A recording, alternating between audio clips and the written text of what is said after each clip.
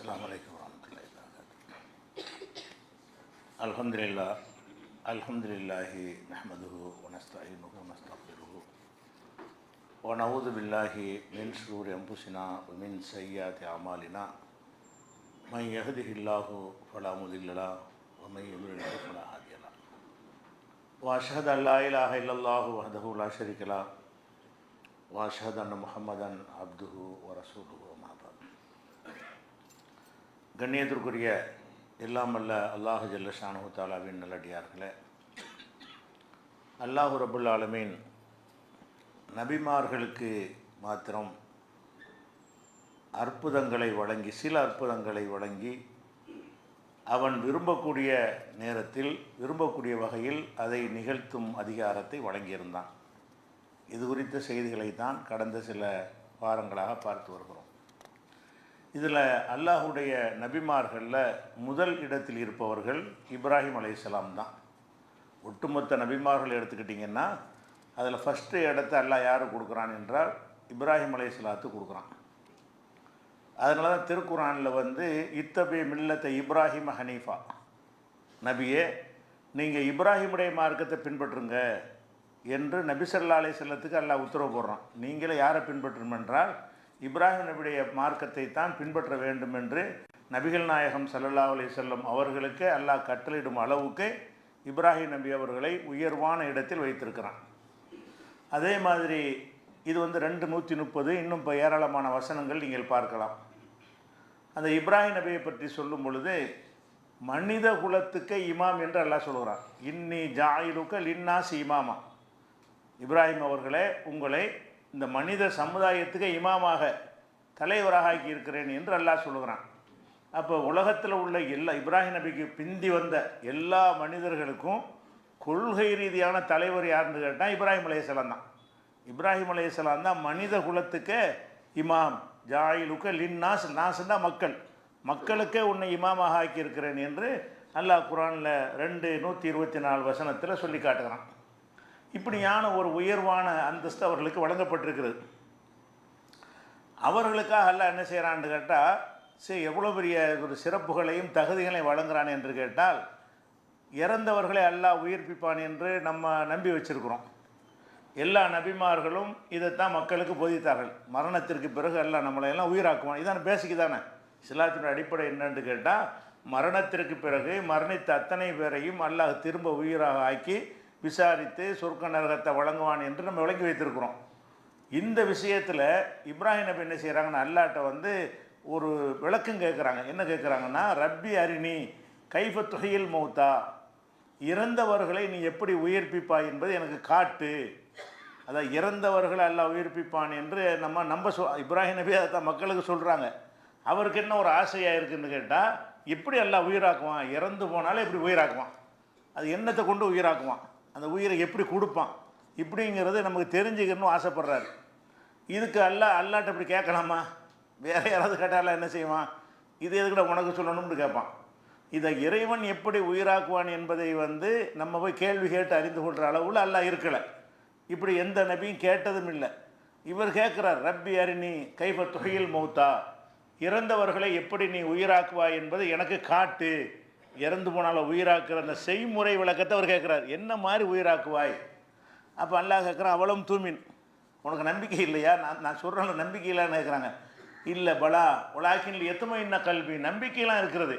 ஒரு மனசில் ஒரு அமைதி ஏற்படும்ல, எப்படி உயிராக்குவான்னு தெரிஞ்சுக்கிட்டால் ஒரு மன நிறைவு ஏற்படும். அந்த மன நிறைவுக்காகத்தான் நான் கேட்குறேன் அப்படின்ட்டு அவர் சொல்கிறார். இந்த ஒரு மனிதருக்கு அவர் யாருக்கும் அல்லாஹ் செஞ்சு காட்டலை. இந்த ஒரு இப்ராஹிம் நபி அவர்களுக்காக அல்லாஹ் என்ன செய்கிறான்னு கேட்டால், இறந்தவர்களை நான் எப்படி உயிராக்குவேன் என்பதுக்கு ஒரு செயல்முறை விளக்கம் அவர் கண்ணு முன்னால் பார்த்து கொண்டிருக்க இறந்ததை உயிராக்கி காட்டுறான். எப்படி காட்டுகிறான்? 4 பறவைகளை பிடித்துக்கொள். இப்ராஹிம் நபிக்கு எல்லாம் என்ன செய்கிறான்னு கேட்டால், 4 பறவைகளை பிடித்துக்கொள், அதை துண்டு துண்டாக வெட்டி கலந்து ஒன்றாக வெட்டி அதை 4 மலையில் கொண்டே வச்சுட்டு அந்த பறவைகளை நீ கூப்பிடு. 4 பறவை பேரை சொல்லி, கொக்கு, குயில், மயில், புறாண்டு, ஏதாவது ஒரு பேர் நமக்கு சொல்லப்படலை. அந்த 4 பறவைகளுடைய பேரை சொல்லி நீ கூப்பிடு. அது உயிர் பெற்று உன்ட்ட வரும். நீ பார்த்துக்கிட்டே எப்படி உயிராகுதுன்னு உனக்கு தெரியும். எப்படி உயிராக்குன்னு தானே கேட்குற, நீ கூப்பிடு, தன்னால் வரும். அந்த அறுக்கப்பட்ட பறவையுடைய பேரை சொல்கிறாரு. அது இப்படி திரண்டு ஒரு செகண்டில் ஓடியாது முன்னாடி வருது. எப்படி உயிராக்குறான் என்பது கண்ணு முன்னாடி அவருக்கு தெரிகிறது, படம் மாதிரி தெரிகிறது. எப்படி உயிராக்க துண்டு துண்டாக வெட்டி வைக்கிறோம், கூப்பிட்டோன்னா 1 2 அப்படி வருகிறது, 4 இடத்துல கொண்டு வைக்கிறோம், எல்லாம் ஒன்றா எப்படி திரளுகிறது, திரண்டு எப்படி வருகிறது, இது எல்லாம் அவருக்கு வந்து எல்லாம் என்ன செய்கிறான்னா காட்டுறான். அப்போ இப்படி ஒரு இதை வந்து எல்லாம் ஒரு சிறப்பை அவர் கொடுக்குறான் பாருங்களேன்.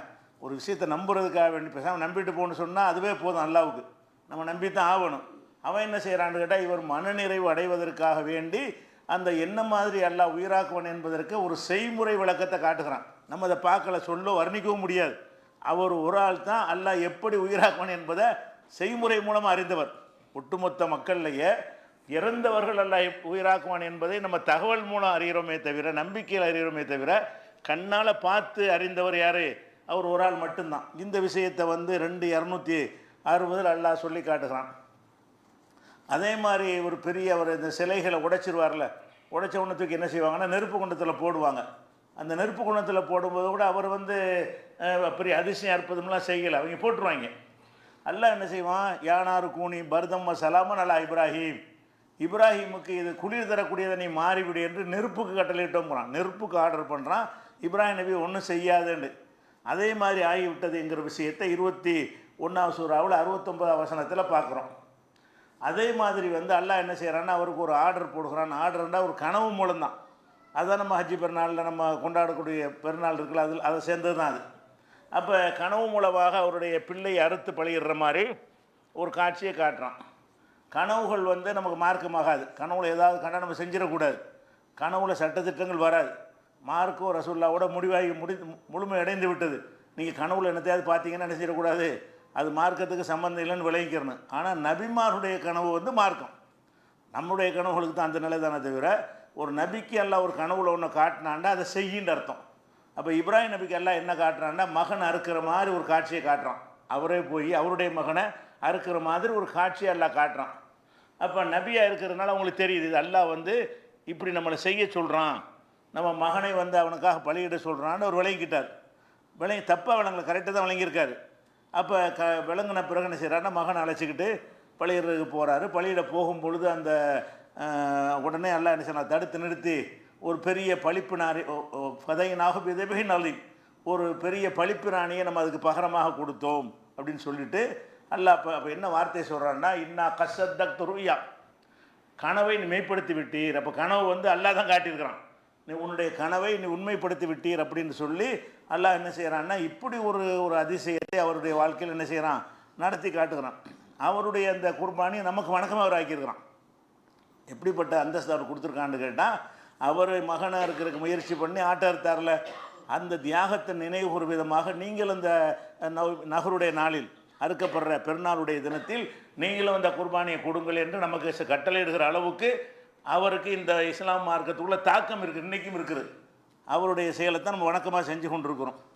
அதே மாதிரி எல்லாம் என்ன செய்கிறான்னு கேட்டால், மனிதர்களில் யாரையுமே வந்து நண்பர் நல்ல அடிமைன்னு தான் சொல்லுவான். ஒட்டுமொத்த குர்ஆனில் எடுத்துக்கிட்டிங்கன்னா அடிமை தான். யாராக இருந்தாலும் அடிமைங்கிற வார்த்தையை தவிர வேறு வார்த்தை பெரிய அந்தஸ்தான வார்த்தையெல்லாம் அல்ல வழங்கவே மாட்டான். இவர் ஒரு ஆளுக்கு மட்டும் என்ன செய்கிறான்னு கேட்டால், இத்தஹதல்லாஹு இப்ராஹிம ஹலீலா, இப்ராஹிமை அல்லாஹு நண்பனாக ஆக்கிவிட்டான். அல்லாவுக்கு நண்பனாக இருக்க முடியுமா மனுஷன்? மனுஷனுக்கு மனுஷன் நண்பனாக இருக்கலாம். அல்லாவுக்கு நண்பனாக அல்லா மாதிரி ஒரு இணை இருந்தால் தான் ஆக முடியும். அவனும் தனித்தவனாக இருக்கிறான். அல்லாவுக்கு யாரும் நண்பராக இருக்கவே முடியாது. அல்லாஹ் என்ன செய்யணும், அவன் படைத்த படைப்புகளில் பெரிய கோடான மக்களையும் பார்த்து அவரை செலக்ட் பண்ணி நம்ம ஃப்ரெண்டுங்கிறான் அல்லாஹ். அப்போ நண்பர்னால் இதுக்கு மேலே என்ன இருக்குது? அல்லாவுக்கு ஒரு ஒட்டுமொத்த படைக்கப்பட்ட ஒட்டுமொத்த படைப்பினங்கள்லையே இந்த இப்ராஹிம் என்பவர் மட்டும் அல்லாவுடைய நண்பராக இருக்கிறார். இது 4வது சூறாவில் 125வது வசனத்தில் இருக்கிறது.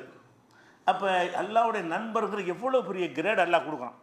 அதெல்லாம் கொடுத்து எதுக்கு சொல்கிறேன்னா, இவ்வளோ கொடுத்துட்டு அந்த மனுஷ நிலையை தாண்ட விட மாட்டாங்கிறான். அதுக்கு அந்த முதல்ல இந்த அந்தஸ்தை நீங்கள் விளைவிக்கிறணும். இவ்வளோ பெரிய தகுதி அல்லாஹ் கொடுத்து என்ன செய்கிறான், அவர் உயர்த்துகிறான்.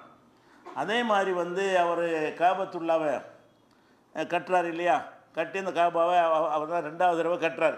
முதல்ல கட்டினது ஆதம் அலைஹிஸ்ஸலாம் கட்டினாங்க. பிறகு அது சிதிலம் அடைஞ்சு போய் இருந்த இடம் தெரியாமல் போய் மனித வாசமே இல்லாத அளவுக்கு போன பிறகு இவருடைய மனைவியை கொண்டு போய் இங்கே குடியமர்த்துகிறாரு. அதை வச்சு பிறகு உருவாகிறது, மக்கள்லாம் உருவாகிறாங்க.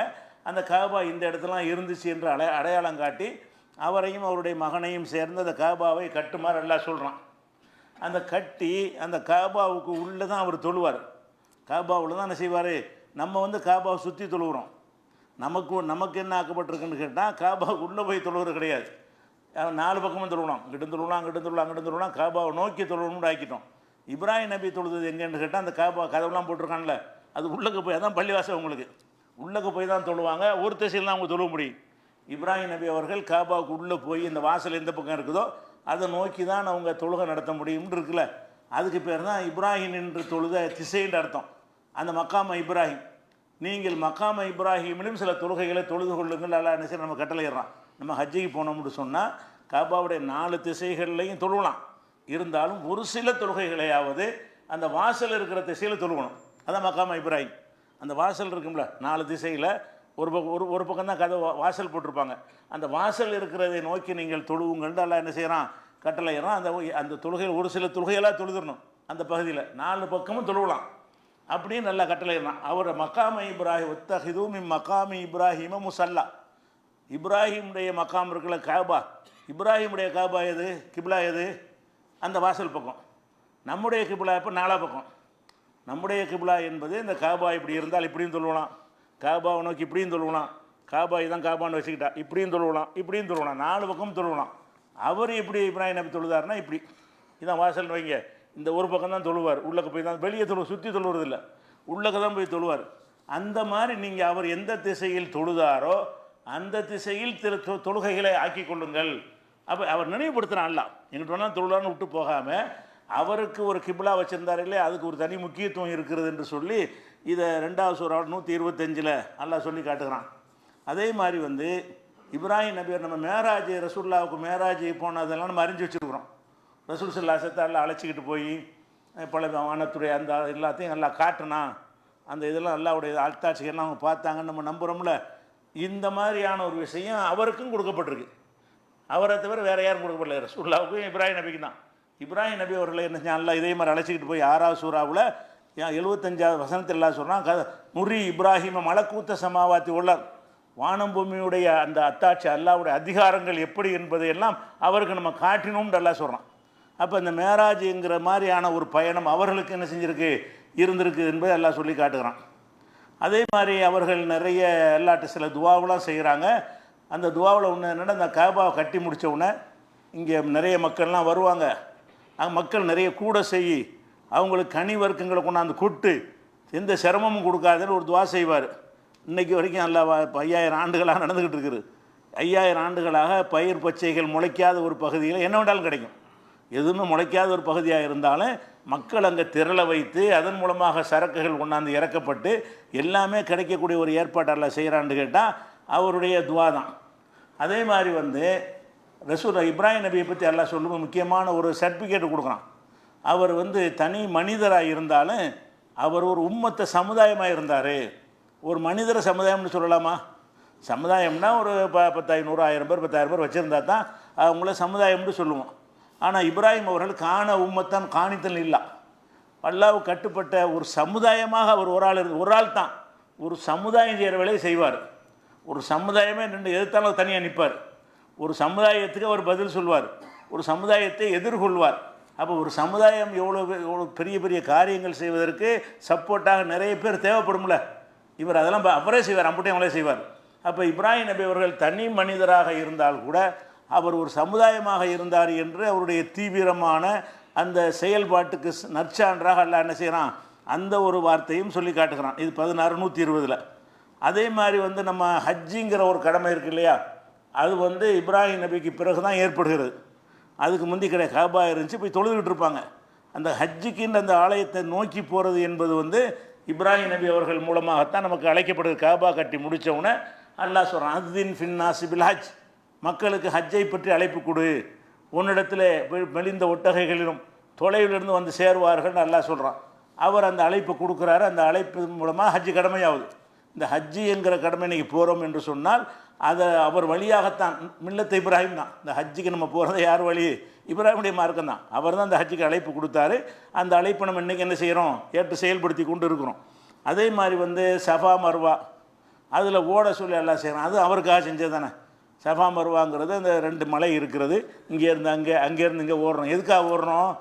அவருடைய மனைவியை வந்து என்ன செஞ்சாங்க, தண்ணீர் இல்லாத பெருவழியில் கொண்டு விட்டுவிட்டார். யாருமே இல்லை, ஒரு கட்டாந்தரையாக தான் அங்கே இருக்கிறது. இந்த 2 பாறை தான் இருக்கிறது. குழந்தை தாகத்தில் தவிக்கும் பொழுது அந்த அம்மா என்ன செய்கிறாங்கன்னு கேட்டால், யாராவது தூரத்துலேருந்து வாகனங்கள் போகுதா என்று இந்த மலையில் ஏறி பார்க்குறாங்க, அந்த மலையில் ஏறி பார்க்குறாங்க. ஏதாவது வெளியூர் பயணிகள் வந்தாங்கன்னா அவங்கள்ட்ட தான் தண்ணி இருக்கும், குழந்தை தண்ணி தாகத்தில் தவிக்குது என்று அவங்க அலைகிறாங்க. இப்படி அங்கே இங்கேயும் ஓடினாங்க இல்லையா? அது மாதிரி நீங்கள் ஓடுங்கிறான்ல.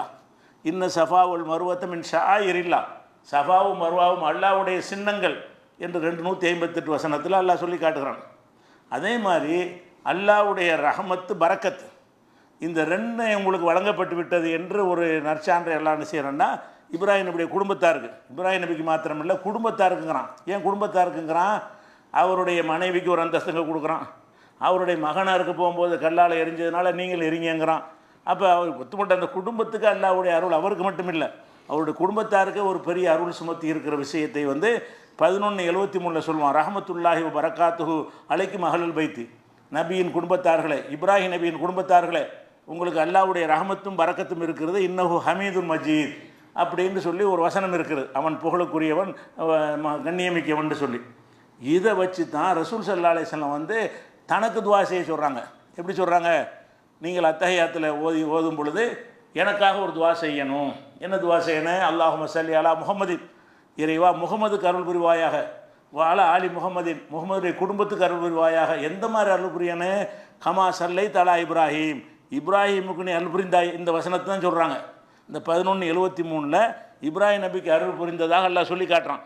அதைத்தான் மென்ஷன் பண்ணுறாங்க. வாலா கமா சல்லைத்த அலா இப்ராஹிம், இப்ராஹிமுக்கு நீ அருள் புரிந்தது போல, வாலா ஆல் இப்ராஹிம், இப்ராஹிமுடைய குடும்பத்தாருக்கு அருள் புரிந்தது போல எங்கள் நபிக்கும் அவங்களுடைய குடும்பத்தாருக்கும் நீ அருள் புரிவாயாகன்றி அவ்வளோ பெரிய அவருடைய சிறப்பை காட்டுறதுக்கு எப்படி சொல்கிறாங்க ரசூல்லா? அவருக்கு மாதிரி எனக்கு அருள் புரிய சொல்லி கேளுங்கிறாங்க. இப்போ ரசூல்லாவுக்கு கூட அந்தளவுக்கு அல்ல அருள் புரியலை, அவருக்கு நிறைய அருள் புரிந்திருக்கிறான். அது மாதிரி எனக்கும் கொஞ்சம் கேளுங்க நம்மள்ட்ட ஒப்படைக்கிறாங்க. அதுக்கு பேர் தான் செலவாத். நம்ம செலவாத்துங்கிற மாதிரி ரசூல்லாவுக்கு செய்கிற துவா. என்ன துவா செய்கிறோம்? இப்ராஹிம் நபியை கொடுத்த மாதிரி எங்கள் நபிக்கும் கொடுன்னு கேட்குறோம். அப்போ அவ்வளோ பெரிய ஒரு உயர்ந்த அந்தஸ்தில் வச்சுருக்கிறான் அல்ல. அவ்வளோ வச்சுருந்தா கூட அவர் சில நேரங்கள் என்ன செஞ்சார்னா, சில அவனுக்கு பிடிக்காத சில காரியங்களை செஞ்சார். அவர் தகப்பனாருக்கு சத்தியத்தை சொல்கிறார். தகப்பனார் வந்து முதல் எதிரியாக இருக்கிறார் இந்த கொள்கைக்கு, ஏகத்துவத்துக்கு முதல் எதிரியாக யார் இருக்கா? அவருடைய தகப்பனார் வந்து ஆசர் என்பவர் இருக்கிறார். சிலை வணங்குவோராகவும் சிலை தயாரிப்பாளராகவும் அதுக்கு பூஜை செய்யக்கூடியவராகவும் முக்கிய பொறுப்பில் உள்ளவராகவும் அவர் இருக்கிறார். அவர்கிட்ட போய் கேட்குறார், தந்தை எதுக்காக வேண்டி இது எல்லாமே வணங்குறீங்க? இது கேட்குமா, பேசுமா, பார்க்குமா, எதுக்கு இது போய் வணங்குறீங்கன்னு என்ன செய்கிறார்? லாஜிக்காக நிறைய விஷயங்கள் எடுத்து அவர் பேசுகிறார். அவர் முடியாது, ஏற்றுக்கிற மாட்டேங்கிறார். கடைசி என்ன செய்கிறாங்கன்னா, இப்ராஹிம் சொல்லி பார்த்து அவர் கேட்கலன்றவுடனே, இருந்தாலும் நீ என்னை பெற்றுட்ட, நீ எனக்கு தகப்பனாக இருக்கிற, அதனால உனக்காக நான் அல்லாட்ட மன்னிப்பு கேட்பேன். நீ என்னை என்னை கொள்கை ஏற்றுக்கிட்டாலும் சரி ஏற்றுக்கிறாட்டாலும் சரி, எதிரியாக இருந்தாலும் சரி, என்ன செய்வேன், நான் வந்து அல்லாட்ட வந்து நான் மன்னிப்பு தேடுவேன். சஸ்தஃபிருக்க ரப்பக்க, உனக்காக இறைவன்ட்ட நான் பாவ மன்னிப்பு தேடுவேன். மாலம் தடுக்கப்படாத வரைக்கும் நான் பாவ மன்னிப்பு தேடுவேன்னு சொல்கிறார். சொன்னது மட்டும் இல்லாமல் ரப்பி ஃபிர்லி அபி இன்னஹு கானமினல்லாலீன், என் தகப்பனாரை நீ மன்னிச்சிரு, அவர் வழிகட்டவராக இருக்கிறாருன்னு துவாவும் செய்கிறார். யாருக்கு செய்கிறாரு? தகப்பனாருக்காக செய்கிறார். இவர் யார்? அல்லாவுக்கு ஹலீல் தானே, அல்லாவுடைய ஃப்ரெண்டு தானேங்க, நண்பர் தானேங்க. அல்லா சந்தோஷப்பட்டு சரி வா கேட்குறேன், மற்றவங்களுக்கு இல்லாட்டா கூட உனக்கு அந்த உரிமையை தர்றேன்னு சொல்லலாம்ல. அல்லா கடும் வார்த்தையை அதுக்கு பயன்படுத்துகிறான். என்ன பயன்படுத்துகிறான்? ஒமாக்கான இஸ்திஃபார் இப்ராஹிம் அலி அபிஹி இல்லா மொய்தத்தின் வாதஹா ஐயாஹு பலம்மா தபையன அன்னஹு அதுவுல் இல்லாஹி தபர்ரா மின்ஹு. இப்ராஹிம் தகப்பனாருக்கு பாவ மன்னிப்பு தேடியது அவர் தவறாக அளித்த வாக்குறுதியின் அடிப்படையில் தேடிவிட்டார். எப்போ அது தவறு என்று நான் சுட்டி காட்டினேனோ அதிலிருந்து விலகி கொண்டார். பலம்மா தபர்ரா மின்ஹு, அல்லாவுடைய எதிரி என்று தெரிந்த பிறகு தன் தகப்பனாருக்கு நம்ம பாவ மன்னிப்பு தேடக்கூடாது. பாவ மன்னிப்பு தேடுவதற்கு அவர் முதல் அல்லாவை ஏற்றுக்கணும். அல்லாவை ஏற்றுக்கிற மாட்டேங்கிறாரு, அல்லா இல்லைங்கிறாரு, கல் மண்ணெலாம் அல்லாங்கிறாரு. அவருக்கு போய் நீ இப்படி பாவ மன்னிப்பு தேடுவாய்? உன் தகப்பனாக இருந்தால் தேடிடுவியா? அப்போ அல்லா எங்கே நிப்பாட்டுறான் பாருங்கள். நம்ம நெருங்கிய ஆட்களாக இருந்தால் எவ்வளோ மீறினாலும் நம்ம ஏற்றுக்கிறோம்ல. நம்ம ரொம்ப பெரிய உற்ற நண்பர்னு ஆகிட்டான்னு சொன்னால் அடுத்தவன் செய்யாத இவன் செஞ்சால் கூட பெருசாக தெரியாது. அவன்கிட்ட தடுத்தட்டுனா கூட பேசாமல் கேட்டுக்கணும், நண்பன் தானப்பா அப்படின்னு எடுத்துக்குருவோம். அப்போ நெருங்கிய நண்பர் என்று சொன்னால் அவர்களுக்கு நம்ம விதியை தளர்த்திடுவோம். எல்லாருமே மற்றவங்கள்ட்ட நடக்கிற மாதிரி அவங்கள்ட்ட நடக்க மாட்டோம். அவங்க செய்யக்கூடிய பெரிய விஷயங்களை எல்லாம் நம்ம பொருட்படுத்திக்கிற மாட்டோம். என் கூட்டாளி இப்படி தான் செஞ்சால் பரவாயில்லை, என் ஃப்ரெண்டு தான் நீங்கள் சொல்கிறீங்கல்ல. அல்லாஹ் என்ன செய்கிறான்னா நண்பர் ஒன்று ஆக்கிடுறான், அவருடைய வழியை தான் பின்பற்றணும்னு சொல்கிறான். இவ்வளவு செஞ்சுட்டு தகப்பனாருக்காக வேண்டி பாவ மன்னிப்பு தர்றாரு, முடியாதுங்கிறான். அப்படி பேசக்கூடாது, உனக்கு அதிகாரம் கிடையாது. அவர் என்ன செய்கிறார், உடனே அதிலேருந்து திருந்தி கொண்டாருங்கிறான். அப்போ நபிமார்களை எங்கே கொண்டே எல்லாம் வைக்கிறான், இவ்வளோ பெரிய தகுதியும் கொடுத்துவிட்டு. இல்லை, தகுதி என்னது, ஒரு சிறப்புக்காக சில தகுதியை தந்திருக்கிறேன். நீ அடிமை தான், நான் தான் அல்ல. உங்களுக்கு நீங்கள் நினச்சலாம் நான் செய்ய முடியாது, நான் நினச்சபடி தான் நீங்கள் செய்யணும். என்னுடைய நிலைப்பாட்டுக்கு மாற்றமா இப்ராஹிம் நபி செஞ்சாலும் ஒத்துக்கிற மாட்டேங்கிறான். தகப்பனாருக்கு பாவ மன்னிப்பு தானே தேடினார், அல்லாட்ட தானே கேட்டார், அப்படின்னு எடுத்துக்கிற மாட்டேங்கிறான். நீ எப்படி அவருக்காக கேட்பாய், என்னைய மறுக்கிறார், எப்படி அவருக்காக கேட்பாய் அப்படின்னு சொல்லிட்டு எல்லாம் சொல்கிறான். அதே மாதிரி என்ன செய்கிறான்னு கேட்டால், குரானில் சொல்லும்போது ரசூல்லாட்ட அழகான முன்மாதிரி இருக்குன்னு சொல்லும் பொழுது சொல்கிற மாதிரி இப்ராஹிம்கிட்டே முன்மாதிரிக்கு நல்லா சொல்கிறான். லக்கது கான ஃபி இப்ராஹிம உள்ளதீன உஸ்வத்துன் ஹசனா, இப்ராஹிம் இடத்துல உங்களுக்கு அழகான முன்மாதிரி இருக்கிறது என்று குரானில் ஒரு வசனம் இருக்குது. நம்ம இந்த ஒரு வசனத்தை அதிகம் தெரிஞ்சிருப்போம். ரசூல்லாட்ட முன்மாதிரி இருக்கிறத ஃபி ரசூலில்லாஹி உஸ்வத்துன் ஹசனான் இருக்குல்ல, அல்லாஹ்வுடைய தூதர் முகமது நபி இடத்துல முன்மாதிரி இருக்கிறது என்று சொல்கிற மாதிரியே லக்கது கான இப்ராஹிம் இடத்திலும் இருக்கிறது உஸ்வத்துன் ஹசனா, அழகான முன்மாதிரி இருக்கிறது என்று அல்லாஹ் சொல்கிறான். நமக்கெல்லாம் எங்கே முன்மாதிரி, எதை செஞ்சாலும் இப்ராஹிம் நபி செஞ்சாலும் நீனு செய், இப்ராஹிம் நபி காட்டின வழியில் நீனு நட, இப்படி அல்லாஹ் சொல்லிட்டு ஒரு விஷயத்தை தவிரங்கிறான் அல்லாஹ். இல்லா கவுல இப்ராஹிம் சொன்னார, பாப்பாவுக்கு மன்னிப்பு தேடினார, அந்த ஒரு விஷயத்தை தவிர மற்றதெல்லாம் முன்மாதிரிக்கிறான். அவர் தகப்பனாருக்கு பாவ மன்னிப்பு தேடிய விஷயத்தில் அவர் தப்பு செஞ்சிட்டார். அவர் தகப்பனார் அல்லாவை ஏற்றுக்கிறதுல முஷ்ரிக்காக இருக்கும்போது அவருக்கு பாவ மன்னிப்பு தேடக்கூடாது. என்னை ஏற்றுக்கிறாருன்னு என்கிட்ட எப்படி பாவ மன்னிப்பு தேடுறது அப்படிங்கிற அளவு நான் கண்டிச்சிட்டேன். அந்த ஒரு விஷயத்தை தவிர மற்ற விஷயங்களில் தான் முன்மாதிரி இருக்குது என்று சொன்னால், அப்போ எங்கே வைக்கிறாங்க, எல்லாத்துலேயும் ஃபாலோ பண்ணுங்கண்டா எல்லாத்துலையும் கரெக்டாக இருந்தான்னு அர்த்தம். இதில் ஃபாலோ பண்ணாதீங்கன்னா இதில் கரெக்டாக இல்லைன்னு அர்த்தம். இந்த விஷயத்தில் என்ன செய்யலை, கரெக்டாக இல்லை. அதனால் ரசூல் ஸல்லல்லாஹு அலைஹி வஸல்லம் கூட என்ன செய்வாங்கன்னா, இந்த அபு தாலிபுக்கு இஸ்லாத்தை போய் சொல்லுவாங்க. கடைசி கட்டத்தில் இருப்பார். அபுஜஹில் உட்காந்துட்டு நீ முகமது சொல்ல கேட்காதுன்னு சொல்லிகிட்டு இருப்பான். இவங்க உட்காந்துக்கிட்டு நீங்கள் அல்லாஹ் வணங்குன்னு சொல்லிகிட்டு இருப்பாங்க. ரெண்டு பக்கமும் அபு தாலிபுக்கு இந்த பக்கமும் அந்த பக்கமும் உட்காந்து மாற்றி ஆளாளு கருத்து சொல்லுவாங்க. கடைசியில் அபு தாலிப் என்ன செய்வார், என் அப்பம் பாட்டம் வழியில் மூத்தா போயிடுவார். அதான் களிமா சொல்ல மாட்டார், இஸ்லாத்தில் ஏற்றுக்கிற மாட்டார். இது ரசூலுல்லாஹ்வுக்கு பெரிய ஒரு கவலையாக இருக்கும். அவங்க மன்னிப்புக்கெல்லாம் நினைக்குவாங்க. அப்போ தான் அந்த வசனம் இறங்குது, என்னது, மாக்கானில் நபி உள்ளதீன் ஆமனு அஸ்தக்ஃபிருல் முஷ்ரிக்கீன உலவுக்கான உழுக்குருபா, சொந்தக்காரங்களாக இருந்தாலும் இணை கற்பித்தார்கள் என்று சொன்னால் அவங்களுக்காக பாவ மன்னிப்பு தேடுவது முஸ்லீமுக்கும் அனுமதி கிடையாது, நபிக்கு அனுமதி கிடையாதுன்ட்டான். இப்ராஹிம் நபிக்கு தடுத்த மாதிரி இவரும் மன்னிப்பு கேட்க நினைக்கிறார். யாருக்கு, ஏன்னா அபு தாலிப் சப்போர்ட்டாக இருந்தார், இஸ்லாத்தில் ஏற்றுக்கொள்ளாவிட்டாலும் நிறைய சப்போர்ட்டாக இருந்தார். அவர்னால தான் அவர் ரசூலுல்லாஹ் மேலே கை வைக்காமல் இருந்தேன் கொஞ்ச நாள். அந்தளவுக்கு உறுதுணையாக இருந்தார், செல்வாக்கு மிக்கவராக இருந்தார். இன்னும் சொல்ல போனால் அவர் தான் எடுத்து வளர்த்தார். அவர் தகப்பனார் பாட்னாரும் போன பிறகு ரசூலுல்லாஹ் சின்ன பிள்ளையில் எடுத்து வளர்த்தவர் யார், அபு தாலிப். இஸ்லாத்தை ஏற்காவிட்டாலும் அவங்களுக்கு தனிப்பட்ட முறையில் நிறைய உதவி செஞ்சவர். அதே மாதிரி இஸ்லாமிய வளர்ச்சிக்கு உதவி செஞ்சவர். அவர் ஏற்றுக்கொள்ளலை. நம்ம அல்லாட்ட மன்னிப்பு கேட்போம் அப்படின்னு நினைக்கிறாங்க.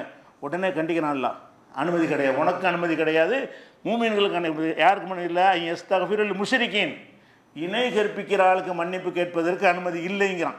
அப்போ அல்லாஹ் எங்கே நிப்பாட்டுறான், ரசூலுல்லாஹ் அங்கே தான் நிப்பாட்டுறான். நீங்கள் உங்களுக்கு ஒரு எல்லை நின்றுக்கிறங்க, நம்ம இடத்துக்கு வந்துடாதீங்கிறான்ல. இவங்க என்ன செய்கிறாங்க, அவுளியான்னு பெரியார்னு எல்லா இடத்துல கொண்டு வச்சு போடுறாங்க. பிள்ளைய தருவார், ரிசுக்கு தருவார், இங்கே கொண்டு வைக்கிறாங்க. இங்கே ஒரு சாதாரண மன்னிச்சிடன்னு ஒரு கோரிக்கைக்கு ஒத்துக்கிற மாட்டேங்கிறான்ல. தகப்பனாரை மன்னிச்சிடன்னு ஒரு கோரிக்கையில் என்ன செய்யறான், நான் இறைவனா நீ இறைவனா அப்படிங்கிறதெல்லாம் காட்டி போடுறான். அதே மாதிரி என்ன செய்வான்னு கேட்டால், இவரை மக்களை நல்லடியார்கள் ஆக்கணும்னு கேட்குறாருல, இமாம்கள் ஆக்குன்றேங்கிறான்ல.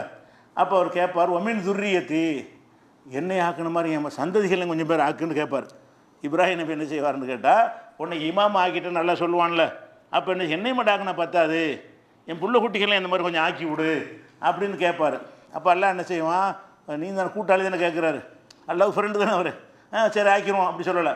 லாயனால ஹதில் ஆலிமீன், கெட்டவனுக்கெல்லாம் இந்த உடன்படிக்கை நான் செய்ய மாட்டேன். உனக்கு பின்னாடி வரணும்னு நல்லவன் சொல்ல முடியுமா, அநியாயக்காரனுக்கெல்லாம் இது பொருந்தாது அப்படின்னு சொல்லி எல்லாம் என்ன செய்கிறான், அவருடைய கோரிக்கையை நிராகரிக்கிறான். அவர் என் குடும்பத்தில் இது மாதிரி ஆக்குன்னு கேட்குறான், நல்ல கோரிக்கை தானே, கெட்ட கோரிக்கையாது. அவர் குடும்பத்தில் நல்லடியார்களாக வந்துக்கிட்டு இருந்தால் கெட்டதா இருந்தாலும் அவன் நல்லா இருக்கணுமே தவிர உன் கோரிக்கைக்கெல்லாம் செய்ய முடியாது. அவனை நல்லா நடந்து கொள்ளணுமே தவிர நீ கேட்பதனால் செய்ய முடியாது என்று அவருடைய கோரிக்கை நிராகரிக்கிறான். 224 வசனத்தில் நம்ம பார்க்குறோம். அதே மாதிரி இந்த மாதிரியான ஒரு விஷயத்தை பார்க்கும் பொழுது இப்ராஹிம் நபி அவர்களை மனிதராகத்தான் எல்லா வகையிலும் நிப்பாட்டி வச்சுருக்கிறான். அற்புதங்கள்லாம் கொடுத்துருக்குறான். மனித எல்லையை தாண்டுவதற்கு விடலை. அதெல்லாம் ஊருக்கு போயிருக்கும்போது அவரையும் அவர் மனைவியும் சேர்ந்து கடத்திட்டு போயிடுவாங்க. இந்த ராஜா கூட்டிகிட்டு போயிடுவான். கூட்டிகிட்டு போய் என்ன செய்வாங்க, என் சகோதரின்னு சொல்லி அந்த மனைவியை காப்பாற்றிட்டு வருவாங்க. அது போய் சொல்லுவாங்க. அந்த மாதிரி எல்லாம் இந்த துன்பத்துக்கு ஆளாகும் போது மந்திரத்தை செஞ்சு என்ன செய்யலை, அவங்க தங்களை காத்துக்கொள்ளலை. மனைவியை கூட்டிகிட்டு போகாமல் காப்பாற்றி கொள்ள முடியலை. இப்படி நிறைய சம்பவங்கள் இருக்கிறது. அதனால் அவுலியாக்கள், பெரியார்கள், நபிமார்கள்னு சொல்லக்கூடியவங்க யாரும் அற்புதம் செய்ய மாட்டாங்க நபியை தவிர. அதுவும் அனுமதி வாங்கி தான் செய்வாங்க.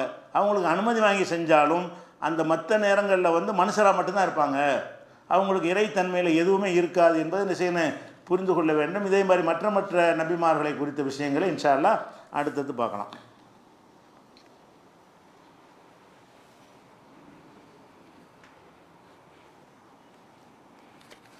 அன்பிற்குரிய சகோதரர்களே,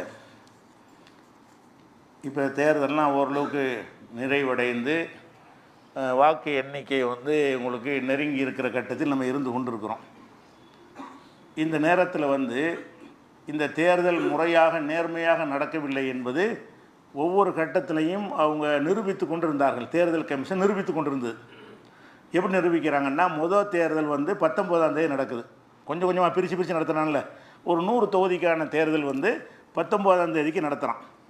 19ஆம் தேதி நடத்தின உடனே அன்றைக்கே என்ன செய்வாங்கன்னு கேட்டால், சாயந்தரத்தில் இவ்வளோ ஓட்டு பதிவானதுன்னு அறிவிச்சிருவாங்க. எத்தனை சதவீதம், 100 ஓட்டில் எத்தனை 65%, 75, 85 சொல்லி என்ன செய்வான், ஓட்டு சதவிகிதத்தை 19ஆம் தேதிக்கு அறிவித்தான். 19ஆம் தேதி அறிவித்ததுக்கு பிறகு 30ஆம் தேதி இன்னொன்று அறிவிக்கிறான். அந்த 100 தொகுதிக்கு 19ஆம் தேதிக்கு அறிவித்ததை விட 1,07,00,000 வாக்குகளை ஜாஸ்தியாக போட்டு சொல்கிறான் தேர்தல் கமிஷன். அப்பப்போவே ஒரு நிமிஷத்தில் சொல்லிவிடலாம். ஏன்னா எல்லாம் பேப்பர் ரெக்கார்டு எல்லாமே வச்சு தான் தேர்தலில் பதிவாகுது. அதுலேயும் மிஷினில் கவுண்ட் ஆகும்போது உடனே என்ன செய்வாங்க, குறிச்சிக்கிட்டு இருக்கிறதுக்கு ஆட்கள்லாம் இருப்பாங்க. அந்த மாதிரியான ரெக்கார்டோடு பதிவாகிற ஒரு விஷயத்துக்கு சாயந்தரமே சொல்லிட முடியும். கொஞ்சம் முன்ன பின்ன கணக்கு எல்லாம் பல பகுதிகளிலேருந்து இப்போ எடுக்கணும்ல, எக்கச்சக்கமான பூத்துகள் இருக்கும். அங்கேருந்து சில பூத்துகள்லேருந்து பேப்பர் வர லேட்டாக ஆனிச்சுன்னா முன்ன பின்ன ஆனால் கூட ஒரு ராத்திரிக்குள்ளே சொல்லிவிடலாம். ஆனால் குறைஞ்சபட்சம் மறுநாளைக்காக சொல்லிவிடலாம். என்ன சொல்லலாம், எவ்வளோ ஓட்டு பதிவாச்சுன்னு சொல்லி. அப்போ 100 தொகுதியில் 100 தொகுதிக்கு நடந்த ஓட்டில் முதல் சொன்ன கணக்குக்கும் 19ஆம் தேதி சொன்ன கணக்குக்கும் 30ஆம் தேதி தேர்தல் தலைமையிலேருந்து வெளியிடுறான். 1,07,00,000 பேர் கூட. அதாவது 20 கோடி பேர் வாக்களித்தாங்கன்னு சொன்னால் 21 கோடி பேர் வாக்களித்ததாக என்ன செய்கிறான், ஒரு 30ஆம் தேதிக்கு மாற்றுறான். அது எப்படிரா 1 கோடி கூடும்னு கேட்டால் பதில் சொல்ல முடியலை. கோர்ட்டில் வழக்கு போடுறாங்க, அதுக்கு பதில் சொல்ல மாட்டேங்கிறான். எப்படி 1 கோடி எப்படி கூடும், அது சிரமங்கள் இருக்குது அப்படிங்கிறான். அது ஏற்றுக்கிற மாதிரி இல்லை. அப்போ என்னென்னு கேட்டால், அந்த ஏன் 1 கோடி செய்கிறான்னு கேட்டால், மிஷினில் 1 கோடி 100 கோடி 100 தொகுதி வச்சுக்கிறங்க, 100 தொகுதி தான் நினச்சி ஓட்டு. 1,07,00,000 ஒரு தொகுதிக்கு எவ்வளோ வருது, 50,000 ஒரு உத்தேசமாக. ஒரு 100 தொகுதிக்கு 1 கோடி ஓட்டு கூட போட்டான்னு சொன்னால் ஒரு தொகுதிக்கும் ஒரு எம்பி தொகுதிக்கும் 50,000 ஓட்டு ஜாஸ்தி பண்ணுறான். அப்போ ஏற்கனவே ப்ரோக்ராம் பண்ணி வச்சுட்டானுவோ, மிஷினில் ஏற்கனவே ரெடி பண்ணி நீங்கள் 1,00,000 வாக்குன்னா 1,00,000 நாங்கள் பதிவாகிக்கிறது. 1,00,000 வாக்கு பதிவாகும் என்று சொன்னால் 1,00,000 அந்த 1,00,000 என்னவாக இருக்கும், அவங்க ஓட்டாக இருக்கும். அப்போ நீ ஏற்கனவே கள்ளத்தனம் பண்ணி இருந்ததுனால தான் மிஷினில் சொன்ன கணக்குப்படி உள்ள நம்பரை விட 1 கோடி வாக்கு அதிகம் 100 தொகுதிக்கு தான். மற்றதுக்கெல்லாம் எச்சரிக்கை பண்ணுவோன்னு சுதாரிச்சுக்கிட்டாங்க. முதல் 100 தொகுதி தான் சொன்னாங்க. அந்த முதல் 100 தொகுதியில் 50,000 ஓட்டு 50,000 ஓட்டு ஒவ்வொரு பூத்தில் கூடுது. அவ்வளோதான் தேர்தல் ஜெயிப்பான். ஒருத்தன் ஜெயிக்கிறதா இருந்தால் எதிர்கட்சிக்கு அவனுக்குள்ள வித்தியாசம் பெரும்பாலும் 50,000 ஓட்டு தானே இருக்கும். இப்போ 50,000 ஓட்டை அவனுக்கு மாற்றி போட்டான்னா அவன் ஜெயிச்சிருவான். அப்போ 50,000 ஓட்டை குறிப்பிட்ட சின்னத்துக்குண்டு இவங்க செட் பண்ணி இருக்க மிஷின்லேயே செட் பண்ணியிருக்கிறாங்க. இதை தவிர வேறு எந்த காரணமும் இருக்காது. எப்படி நீ கூடும், பேப்பரில் ஒன்று ரெக்கார்டு விட்டது, அவன் அறிவித்த பிறகு 10 நாள் கழித்து 1 கோடி ஓட்டு எப்படிப்பா கூடுங்கிறதுக்கு இன்றைக்கி வரைக்கும் தேர்தல் கமிஷனில் பதில் இல்லை. ஆனாலும் இவங்க என்ன தான் கள்ள வேலை பண்ணாலும் அதை நம்ம முறியடிக்க முடியும். அதை எப்போ தேர்தலை எண்ணும் போது என்ன செய்யலாம், முறியடிச்சிடலாம். ஏன்னு கேட்டால் ஒவ்வொரு பூத்துலையும் ஒரு பூத்துன்னா அந்த பகுதியில் ஓட்டு பெட்டி வச்சுருப்பாங்கல்ல, அதை பூத்தும்பாங்க. ஒரு வார்டு கிடையாது, ஒரு பூத்து. ஒவ்வொரு பூத்துலையும் என்ன செய்வாங்கன்னு கேட்டால் எல்லா கட்சிக்கும் ஏஜென்ட் இருப்பாங்க. இப்போ அந்த பூத்தில் வந்து அதிகாரியும் இருப்பான், திமுக ஏஜென்ட் இருப்பான், அதிமுக ஏஜென்ட் இருப்பான், அவனுடைய பிரதிநிதி ரெப்ரசன்டேட்டிவ் இருப்பாங்க. அவங்க பார்வையில் தான் அந்த இது நடக்கும், வாக்குப்பதிவு நடக்கும். நடந்து முடிஞ்ச உடனே 17C அந்த ஃபார்முக்கு பேர் 17C என்கிற பெயரில் ஒரு ஃபார்ம் வச்சுருப்பாங்க. அந்த ஃபார்மை வந்து எல்லோரும் கொடுப்பாங்க. தேர்தல் கமிஷன் என்ன செய்வான், அதை கொடுப்பான். அந்த ஃபார்மில் என்னென்ன இருக்கும்னு கேட்டால், இந்த மிஷினுடைய சீரியல் நம்பர் என்ன, அந்த எந்த இடத்துல வாக்குப்பதிவு நடக்கிறதோ ஒவ்வொரு மிஷினுக்கும் நம்பர் இருக்குது. இது 47வது நம்பரு அப்படி நம்பர் சீரியல் நம்பர் இருக்கும்ல இவிஎம் மிஷினுக்கு, அது அதில் குறிப்பிட்டுருவாங்க. அதே மாதிரி அந்த அந்த பூத்தில் மொத்த வாக்காளர் எவ்வளோ, அந்த பூத்தில் மொத்த நாட்டில் உள்ள வாக்காளர் இல்லை, இந்த மிஷினில் வாக்கு போடுறது தகுதி உள்ளவங்க அந்த அந்த பூத்தில் வாக்களிப்பவர்கள் எத்தனை பேருங்கிறது இருக்கும், அதுவும் அதில் குறிப்பிட்டுருவாங்க. உதாரணமாக 10,000 வாக்காளர்கள் உதாரணமாக குறிச்சிடுவான்னு வைங்களேன். அதில் வந்து வாக்களிக்க அனுமதிக்கப்படாதவர்கள்னு ஒரு காலம் இருக்கும். சில பேர் வருவான், ஏதோ ரீசன் வச்சு தள்ளி விட்ருவாங்க. எல்லாருடைய ஏற்றுக்கொள்ளக்கூடிய காரணத்தோடு தள்ளுவாங்க. வருவான், ஆதார் அடிக்க படத்துக்கு சம்மந்தம் இருக்காது, இன்சியல் மாறி இருக்கும், உனக்கு வாக்களிக்க அனுமதி இல்லைன்னு அனுப்பிடுவாங்க. அப்படி யாராச்சும் அனுப்பப்பட்டாங்கன்னு அது குறிப்பிடப்படும். 8 பேர் திருப்பி அனுப்பப்பட்டார்கள்னு என்ன செய்யும், உதாரணமாக அதை சொல்லிடணும். அதே மாதிரி வந்து இந்த எந்திரத்தை கடைசி நேரம் இருக்குல்ல, எல்லாத்தையும் கூப்பிடுவான். எல்லாம் முடிஞ்சிருச்சா, மொத்தம் எத்தனை காட்டுது அப்படின்னு காட்டுவான். மொத்தம் 8,000 ஓட்டு காட்டுது. 10,000 ஓட்டில் 2,000 ஓட்டு பதிவாகலன்னு வைங்க, 8,000 ஓட்டு காட்டுதுன்னு வைங்க. எல்லா ஏஜென்ட் அதை பார்ப்பான். எவ்வளோங்க 8,000 பார்த்துட்டீங்களா, 8,000 ஃபுல் பண்ணுவான். 8,000 தான் அதில் எல்லாத்தையும் சீட்டை கொடுத்துருவான். 17Cங்கிற ஃபார்ம் வந்து ஒவ்வொரு கட்சிக்காரங்க கையிலையும் பூத்துலையும் இருக்கும், அவன் கையில் கொடுத்துருவான். அப்போ 8,000 என்று அதை என்ன செய்யணும் போடணும். அப்புறம் இந்த பேப்பரில் வந்து அந்த ஏஜென்ட்டும் கையெழுத்து போடுவான், தேர்தல் அதிகாரியும் கையெழுத்து போடுவார். இந்த விவரம் சரிதாங்கிறத கையெழுத்து போடுவார். இந்த 17C ஃபார்ம் என்பது ஒவ்வொரு ஏஜென்ட் கையிலையும் இருக்கும், இப்போவும் இருக்கும். அந்த பூத்தில் ஏஜெண்டாக இருந்தார்ல அவர் கையில் இருக்கும். இப்போ அதுகளெல்லாம் கட்சிக்காரங்க என்ன செய்யணும்னா கலெக்ட் பண்ணி வச்சுக்கிறணும். ஒரு பூத்தை திறந்தான்னு சொன்னால் முதல் விஷயம் என்னன்னு கேட்டால், அதை வந்து இது நம்பிக்கை இதில் உள்ள நம்பர் பிரகாரம் அதில் காட்டுதா. இந்த 17Cயில் குறிச்சிருக்குல்ல 8,000 பேர் வாக்களித்தார்னு காட்டுதில்ல. இப்போ ஓப்பன் பண்ணும்போது மொத்த ஓட்டு எவ்வளோன்னு எதை காட்டேன், 8,000 காட்டணும். 8,500 காட்டினா 500 எப்படா வந்துச்சு, என்ன விடாதீங்க அப்படின்னு சொல்லி அந்த கபில் சிபல் என்ன செய்கிறாரு, எண்ணிட்டு அறிவிச்சிட்டான்னா அப்புறமேல கோர்ட்டில் பார்த்துக்கன்றுவாங்க. என்னவே கூடாது, இந்த முடிவை அறிவிக்கக்கூடாது. ஏன்னு கேட்டால் எங்கள்கிட்ட எழுதி தந்தபடி உள்ள ஓட்டை விட கூட இருக்குது. எங்கள்கிட்ட 8,000 ஓட்டுன்னு தான் நீ சீட்டு தந்துருக்கிற, நீ கையெழுத்து போட்டிருக்கிற. இப்போ மிஷின் வந்து 8,500 காட்டுது, இந்த 500 எங்கேருந்து வந்துச்சு, இதை நாங்கள் ஏற்றுக்கிற மாட்டோம்னு நின்றுட்டீங்கன்னு சொன்னால் அந்த 100 தொகுதிகள்லையும் தேர்தல் மறுதேர்தல் தான் நடத்தி ஆகணும். முடிவு அறிவிக்க முடியாது. இவங்க ஒத்துக்கிறாமல் என்ன செய்ய முடியாது, எதையுமே அறிவிக்க முடியாது. ஏஜென்ட்டுகள் உறுதியாக இருந்தார்கள்னு சொன்னால் அந்த கள்ளத்தனம் செஞ்சாலும் கண்டுபிடிச்சிடலாம். இதுக்கு முந்தைய அதை செஞ்சாங்க, அவன் அந்த பேப்பரை தூக்கி போட்டு போயிடுவாங்க, அதை கவனிக்கிறது இல்லை. இப்போ இந்த கள்ளத்தனம் தெரிஞ்ச பிறகு எல்லாத்துக்கும் கட்சிக்காரங்கள் வழிகாட்டி இருக்கிறாங்க. கட்சியுடைய கீழே பொறுப்பாளர்களுக்கு வாக்கு எண்ணிக்கைக்கு அனுப்புவாங்கல்ல, எந்த மிஷினை எண்ணுறதுக்கு முன்னாடியும் இந்த எண்ணிக்கை அந்த எண்ணிக்கை டேலி ஆகுதுன்னு பாருங்கள். டேலி ஆகலைன்னா என்ன ஒத்துக்கிற மாட்டோம், இந்த பெட்டியை நாங்கள் ஏற்றுக்கிற மாட்டோம்னு சொல்லிடுங்க. ஏற்றுக்கலைன்னா என்ன, அது பெண்டிங், அந்த இடத்துல மறு தேர்தல் தவிர வழியே இல்லை, அந்த நிலையை கொண்டு வரணும். அப்படிங்கிற அடிப்படையில் என்ன தான் கள்ளத்தனம் பண்ணாலும் இந்த பேப்பருக்கும் அந்த பேப்பரில் உள்ள நீ தானே குறித்த, அந்த பேப்பர் நம்மளாக குறிக்கல, அந்த பகுதியில் தேர்தல் அதிகாரி தான் எழுதுகிறான், இவ்வளோ நம்பர் பார்த்துக்கிறங்கன்னு சொல்லி. அத்தனை பேரும் சாட்சியாக இருக்கிறோம். இவ்வளோ பேர் சாட்சியாக வச்சுக்கிட்டு எழுதுனதை விட அதிகமாக இருக்குமே. ஆனால் அப்போ நம்ம இதை எப்படி கூட வந்துச்சு, இதை எண்ணக்கூடாது, இதை நாங்கள் ஏற்றுக்கிற மாட்டோம்னா அந்த டோட்டல் காட்டும்ல அதோடு நின்று ஸ்டாப் ஆயிரும். 8,500 காட்டும், 8,000 சீட்டில் இருக்குது. இதுக்கு பதிலை சொல்லு, இந்த 500 ஏன் கூண்டுச்சு அப்படி நிப்பாட்டுன்ற வேண்டி தான். இப்படி சொல்லிட்டாங்கன்னு சொன்னால் இவங்க எந்தையெல்லாம் கள்ளத்தனம் பண்ணாங்களோ அந்த இதெல்லாம் நிறுத்தப்பட்டு போயிடும். இவங்க ஜெயிப்பதற்கு செஞ்ச கள்ள வேலைகள் பூராவுமே நிறுத்திடலாம். இதை க்ளீனாக எதிர்க்கட்சிகளில் வழிகாட்டி இருக்கிறாங்க. இப்போ ஓரளவுக்கு என்ன இருக்கிறாங்க, நீங்கள் விழிப்புணர்வாக இருங்க. எண்ணும்போது அந்த 17C ஃபார்மை வச்சுக்கிறங்க கையில். 17C ஃபார்மில் உள்ள கையெழுத்தில் உள்ள பிறகா ஒவ்வொரு பெட்டிலையும் எவ்வளோ ஓட்டுங்கிறதுக்கு அதில் பேப்பரில் இருக்குது, பேப்பரில் உள்ள மாதிரி இருக்கட்டும்ங்கிற. அதனால் இன்ஷால்லா அந்த தடவை என்ன கள்ளத்தனம் பண்ணாலும் இவங்க விழிப்புணர்வோடு இருந்தால் அந்த கள்ளத்தனத்தை முறியடிச்சிட முடியும். அசந்துட்டாங்கன்னா என்ன வயிறேன், போயிடும். இதை பற்றி ஃபைட் பண்ணாமல் விட்டாங்கன்னு சொன்னால் அந்த சேர்த்த வாக்குகள்லாம் யாருக்கு சேர்த்தானோ அவங்களுக்கு போய் சேர்ந்துடும். அதனால் வந்து தேர்தல் கமிஷன் வந்து உங்களை அநியாயம் பண்ணாலும் அதை வந்து நம்ம முறியடிக்க முடியும் என்பது ஒரு தகவலாக சொல்லிக் கொள்கிறேன். அஸ்ஸலாமு அலைக்கும்.